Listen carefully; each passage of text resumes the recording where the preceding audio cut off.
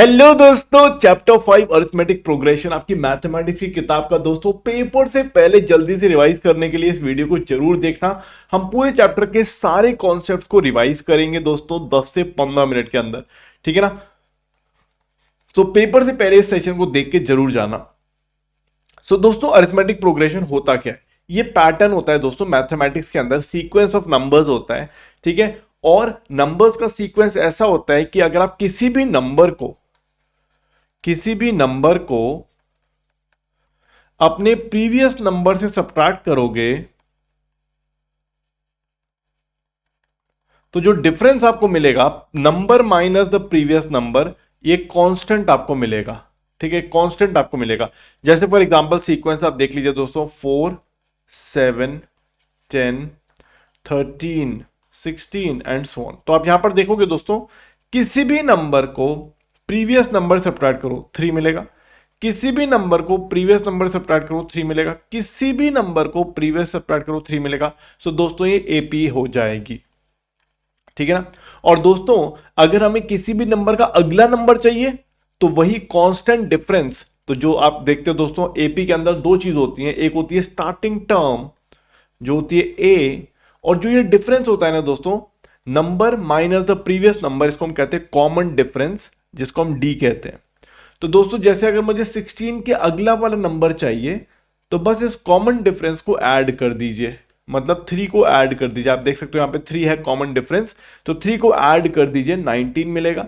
फिर उसके बाद अगला नंबर चाहिए तो 19 में 3 को ऐड कर दीजिए, 22 मिलेगा एंड सो ऑन। तो ये होती है दोस्तों एपी, अरिथमेटिक प्रोग्रेशन। ये पैटर्न होता है नंबर्स का, जहां पर दोस्तों किसी भी नंबर को प्रीवियस नंबर से सब्ट्रैक्ट करो तो एक कांस्टेंट डिफरेंस मिलता है, और किसी भी नंबर का अगला नंबर चाहिए सीक्वेंस में तो वो कॉमन डिफरेंस आप ऐड कर दीजिए, तो वो बन जाता है दोस्तों एपी।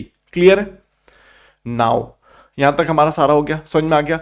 अब यहां पे आप देखिए दोस्तों, बहुत बार क्वेश्चंस आपको मिलेंगे कि वो पूछेंगे कि भाई ये बताओ कि क्या ये एपी है कि नहीं, क्या ये एपी है कि नहीं। तो एपी चेक करने के लिए आपको चेक करना है कि क्या ये सीक्वेंस एपी है कि नहीं।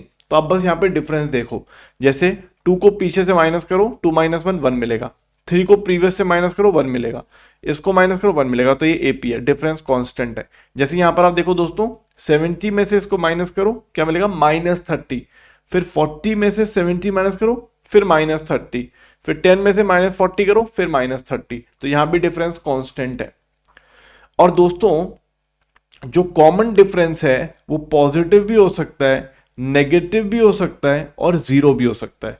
मतलब ये जो चौथी वाली वो लिखी हुई सीक्वेंस, यहां पे आप डिफरेंस देखोगे तो जीरो आएगा, 3 - 3 3 - 3 3 - 3 सब जीरो आएगा। तो common difference can be positive, negative और जीरो, ठीक है ना। तो ये हम लोगों को ये सवाल आ सकता है पेपर में कि चेक भैया एपी है कि नहीं। तो यहां पर आपको क्या करना है, हर एक टर्म को प्रीवियस टर्म से सब्ट्रैक्ट करके देखो, अगर कॉमन डिफरेंस फिक्स है तो वो तो एपी टर्म, एपी बन गई, नहीं तो वो एपी नहीं है, ठीक है। नाउ टर्म्स इन एपी, तो मैंने आपको बताया दोस्तों एपी के अंदर बस दो चीजें इंपॉर्टेंट होती हैं, पहली टर्म ए और common difference D. Common difference D कैसे आएगा?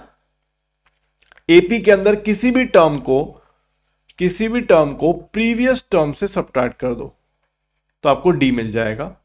और ए तो बहुत सिंपल सी बात है, फर्स्ट टर्म, ए होती है फर्स्ट टर्म, ठीक है। और तो इसका मतलब दोस्तों अगर ए पहली टर्म है और कॉमन डिफरेंस डी है, तो मैंने आपको बताया ए अगर हमारे पास पहली टर्म है तो अगली टर्म के लिए क्या करना पड़ेगा, इसमें डी को ऐड करना है, कॉमन डिफरेंस को ऐड करना है, फिर इसमें कॉमन डिफरेंस को ऐड करना है, फिर इसमें कॉमन डिफरेंस को ऐड करना है,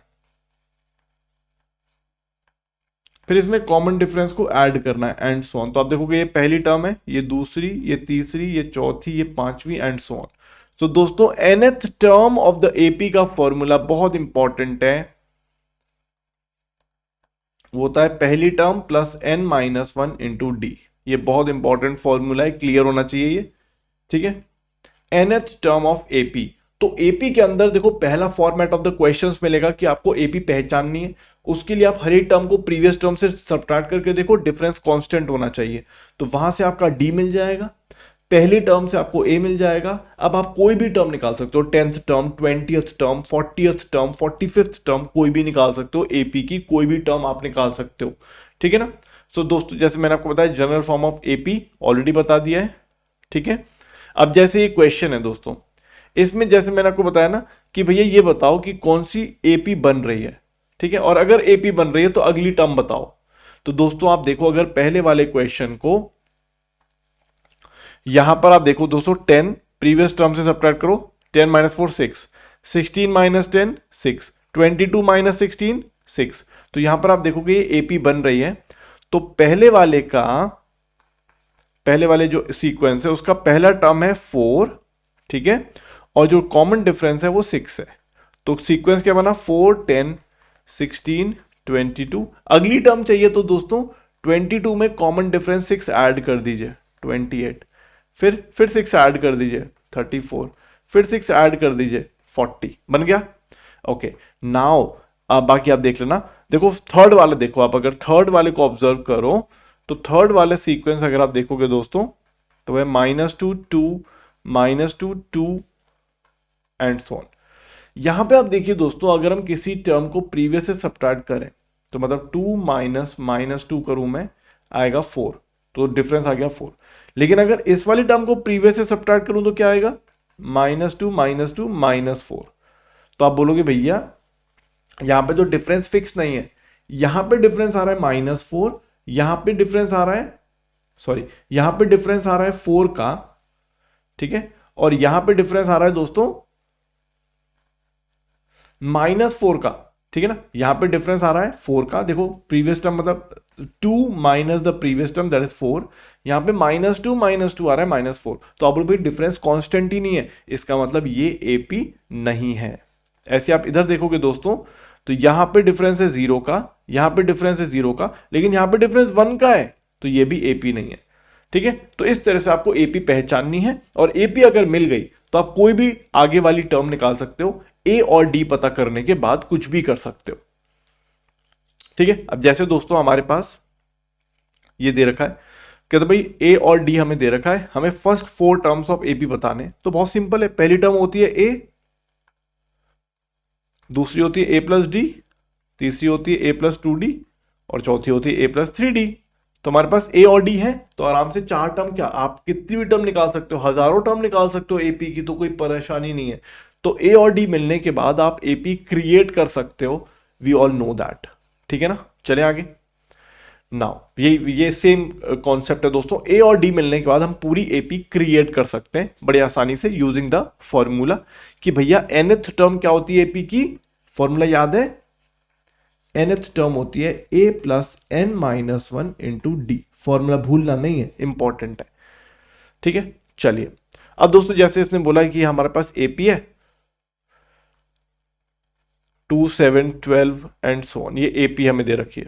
आप देख सकते हो पहली टर्म है हमारे पास 2, तो ए हो गया 2, और यहां पे डिफरेंस कितना है, किसी भी टर्म को प्रीवियस से सब्ट्रैक्ट करो, 7 - 2 आ जाएगा 5, तो ए हो गया 2, डी हो गया 5। नाउ टेंथ टर्म क्या होगी, फॉर्मूला लगाइए, a+10-1 इंटू डी, ए क्या है 2, ये क्या है 9 इंटू 5 47। तो टेंथ टर्म आ गई, ठीक है। चले आगे। नाउ अब ये देखिए दोस्तों, ये वाला इस टाइप का क्वेश्चन भी आता है, जैसे हमें ये एपी दे रखी है, कहते हैं कौन सी टर्म है -81, तो सिंपल है कर लेंगे। तो देखिए एपी हमें दे रखी है 21 18 15। तो आप देखिए दोस्तों यहां पे हमारी पहली टर्म है 21, और डी क्या है, किसी भी टर्म को प्रीवियस टर्म से सब्ट्रैक्ट करो, 18 - 21 दैट इज -3, है ना। सो हमारे पास ए आ गया, डी आ गया। So let the nth term is -81, तो बस वो n की वैल्यू निकालनी है। तो -81 is a+n-1 into D, -81 is 21 + n-1 into -3। इसको इधर ले जाइए, कितना हो जाएगा ये, 102 is n-1 into -3।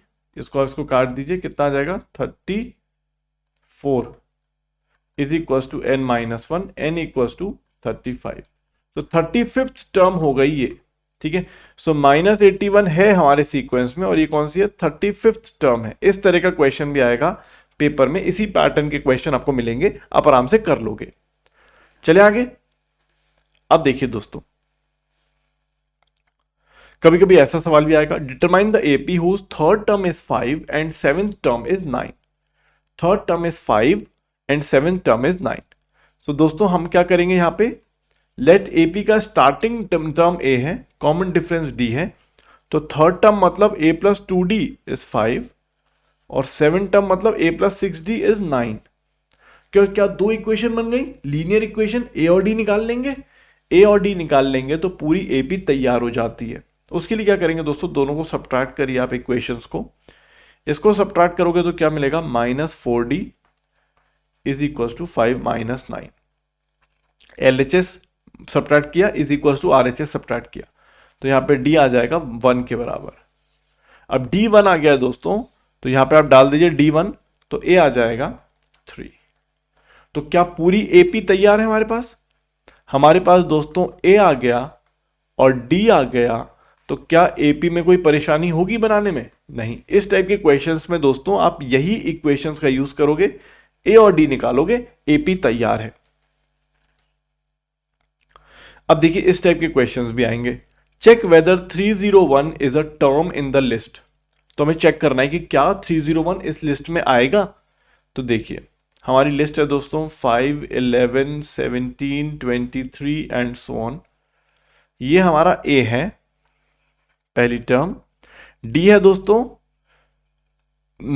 Term divide by the minus the previous term, 11 minus 5 that is 6। तो A हमारे पास 5 है, D हमारे पास 6 है। So let 301 is the nth term, ठीक है। 301 हमारी nth टर्म है, तो 301 को हम ले लेंगे दोस्तों a plus n minus 1 into D के बराबर। 301 इज a है 5, n माइनस 1 इंटू 6, तो यह आ जाएगा दोस्तों, इसको पीछे ले जाइए, यह आ जाएगा 296 is equal to n minus 1 into 6। अब आप यहां पर देखोगे दोस्तों n माइनस 1 हो जाएगा 296 अपॉन 6, और ये इंटीजर नहीं आएगा, डिवाइड करके देखिए, यह आ जाएगा 49.233 यह आएगा। तो दोस्तों आप यहां पर देखोगे n की वैल्यू आ जाएगी 50.33। अब जो n है दोस्तों, हमें पता है कि AP के अंदर जो nth टर्म है, nth का मतलब क्या होता है, first term, second term, third term, fourth, fifth, six, ऐसे करके। सो जो n होना चाहिए पॉजिटिव इंटीजर होना चाहिए, n should be A positive integer. और जब यहां पर n पॉजिटिव इंटीजर नहीं आ रहा है, इसका मतलब दोस्तों 301 is not a term in the AP। तो याद रखना दोस्तों, जब आपने इस तरह से सॉल्व किया और आपको अगर n की वैल्यू इंटीजर नहीं मिलती, पॉजिटिव इंटीजर नहीं मिलती, तो इसका मतलब 301 हमारा टर्म नहीं है AP के अंदर, ठीक है।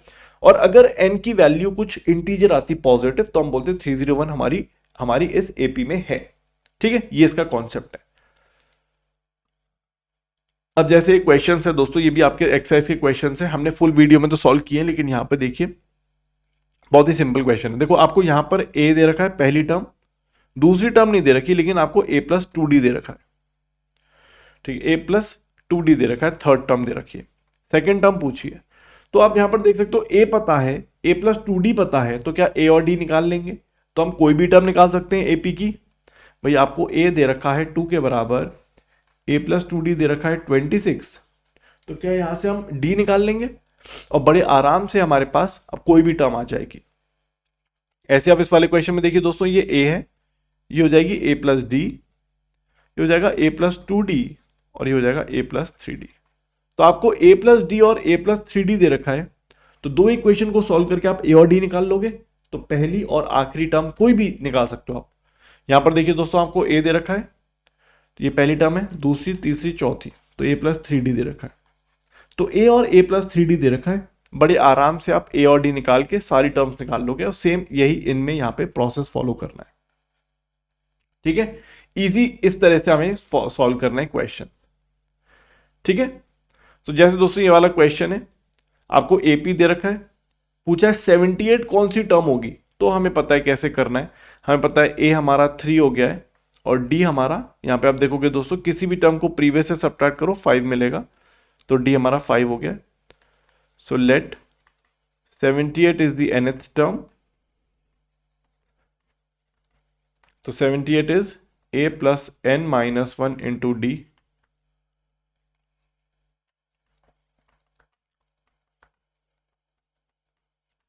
ठीक है, ये 78 को सब्ट्रैक्ट करिए, 75 is equal to n minus 1 into 5, इसको काट दीजिए, ये आ जाएगा 15, तो n आ जाएगा 16। ठीक है ना, तो 16 टर्म हो जाएगी हमारी दोस्तों। चले आगे 78।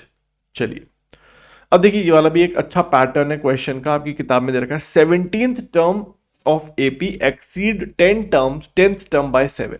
तो इसका क्या मतलब हुआ दोस्तों, एपी हमारे पास उसका ए स्टार्टिंग टर्म है और डी कॉमन डिफरेंस है, तो 17th term is equal to 10th term plus 7। 17th term क्या हो जाएगी दोस्तों, A plus 17 minus 1 into D, 10th term हो जाएगी A plus 10 minus 1 into D plus 7, तो ये हो जाएगा A plus 16d, A plus 9d plus 7। आप यहाँ पे सब्ट्रैक्ट करोगे दोस्तों तो ये कैंसिल हो जाएगा, यह आ जाएगा 16d equal to 9d plus 7, 9d को इधर ले जाइए, ये हो जाएगा 7d is equal to 7, d हो जाएगा 1। ठीक है, इस तरह से बड़े आसानी से हम ये चीजें कर पाएंगे, कोई परेशानी नहीं है इसमें। Now the last part of the chapter, जिसमें यहां पर भी फॉर्मूला निकालना है दोस्तों। तो दोस्तों हमें पता है कि एपी के अंदर हमारा ए स्टार्टिंग टर्म होता है और डी कॉमन डिफरेंस होता है, हमारी nth टर्म होती है A plus N minus 1 into D. और दोस्तों अगर हमसे कोई कहता है कि फर्स्ट n टर्म्स का सम बता दो, फर्स्ट n टर्म्स मतलब पहली टर्म तो a है, दूसरी टर्म है a प्लस डी, और हमारी nth टर्म हो जाएगी दोस्तों a plus N minus 1 into T. Now the sum of first n terms, first n terms का सम का फॉर्मूला क्या है दोस्तों, n डिवाइड बाई 2, पहली टर्म और आखिरी term, n divide by 2 multiplied by पहली टर्म और आखिरी टर्म को ऐड कर दीजिए, ये हो जाता है सम ऑफ दीज n डिजिट्स या n नंबर्स, ये हो जाता है n बाई 2 मल्टीप्लाइड बाय पहली टर्म और आखिरी टर्म को ऐड कर दीजिए। ठीक है ना, तो ये बड़ा सिंपल सा फॉर्मूला बन जाता है जो हम बहुत बार यूज कर सकते हैं और डायरेक्टली यूज करना है हमें। ठीक है, सो एग्जांपल देखते हैं दोस्तों। जैसे एक क्वेश्चन है हमारे पास, एपी दे रखा है हमें 8 3 माइनस 2 एंड सो ऑन। यहां पे देखिए दोस्तों, हमारा स्टार्टिंग टर्म ए हो गया 8 और डी हो गया, किसी भी टर्म को प्रीवियस टर्म से सब्ट्रैक्ट कर दीजिए, 3 माइनस 8 मतलब minus 5। So sum of the first 22 terms कितना हो जाएगा। सो यहां पे दोस्तों n की वैल्यू 22 हो गई, तो सम विल बी, फॉर्मूले में लगा दीजिए दोस्तों n by 2, A plus N minus 1 into D, that is 22 by 2, A plus A कितना हो जाएगा 8 प्लस 8 प्लस n की जगह 11, सॉरी 22 डालेंगे तो 21 इंटू डी कितना है -5, तो हो गया 11 इंटू 16 प्लस ये कितना हो जाएगा दोस्तों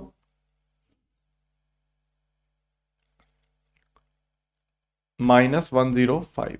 एक बार चेक करिएगा तो कितना बनेगा,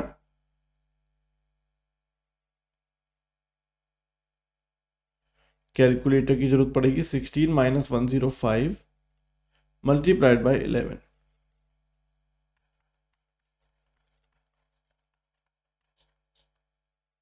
ठीक है ना। ओके ठीक है, सब कुछ सही है, एवरीथिंग इज फाइन। सो दोस्तों इस तरह से हम इन क्वेश्चंस को कर सकते हैं, बहुत ही इजीली आप कर पाओगे, फॉर्मूला बेस्ड है, बस आपको फॉर्मूला लगाना है और आंसर निकालना है। ठीक है ना, so thank you dear students, bye and take care.